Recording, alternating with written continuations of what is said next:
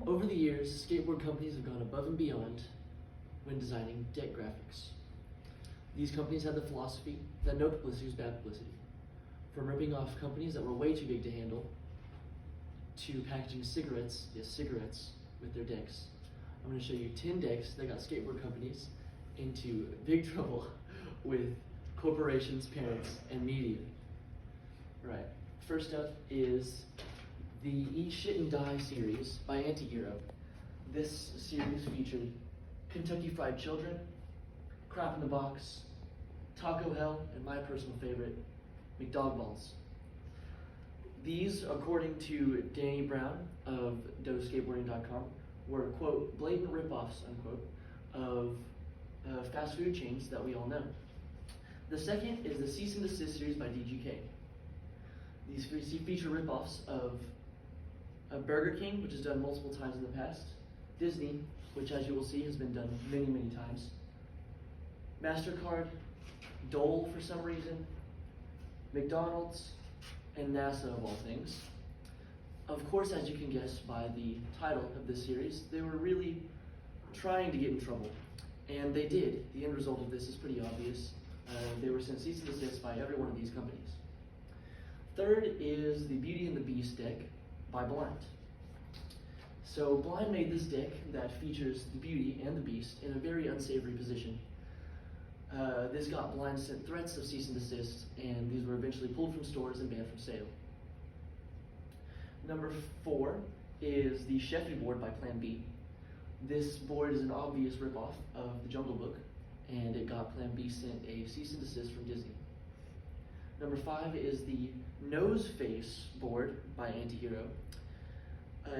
Kingpin.mag.com says, quote, "This is a North Face pastiche," unquote. However, as you can see, it's just a complete ripoff of the North Face logo. Number 6 is the Alice in Wonderland board by Santa Cruz. In my opinion, this board does not seem to depict these characters in any wrong way. They seem to be doing the things that they would be doing in the movies, and you can't find these boards at all. Disney did not send a cease and desist for this one, however. Number 7 is the Dukes of Hazzard. This is a Dukes of Hazzard ripoff board, but the Dukes of Hazzard never sent a cease and desist for this because gook is a slur for Asian people, and TMZ got a hold of this and called it racist, and the backlash from that got it banned from every skate shop. Number 9 is the Disneyland Memorial Orgy Boards by Boom Art. As we know by now, Disney loves sending cease and desists. However, for this one, they had a very good reason to. This board, this series, whenever you line up all the decks, shows the Disney characters in very unsavory positions, performing deviant acts upon one another.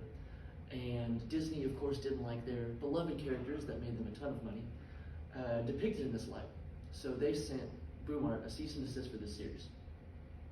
Number 9 is the Hells Angels ripoff board by Reel. The story goes that a Hells Angel found out about this board in stores. It had their logo on it. He went back to his buddies and said, "Hey, we should go to the Reel headquarters and tell them to give us all the boards." Of course, they did that, and then Reel obliged because the Hells Angels are very scary people. They threaten bodily harm upon the Reel agents. And whenever the Hells Angels got a hold of the boards, they were all thrown into a pile and burnt. Number 10 is the one we've all been waiting for, Mr. Butts by Blind. This board features a cartoon cigarette on it that says, "Hey there kids, my name's Mr. Butts." As if that wasn't bad enough, marketing cigarettes to children. Inside the deck, whenever it was packaged, was a single unfiltered Camel cigarette and a single match. Parents were outraged by this, and it was banned from sale shortly after it was released. You have just learned about some crazy cases of skateboard companies going above and beyond, using copyright materials inappropriately and or without permission. These companies happen to be the largest companies making skateboard decks right now. And I guess you could say they were right when they said no publicity is bad publicity. Thank you for listening to my speech. Are there any questions?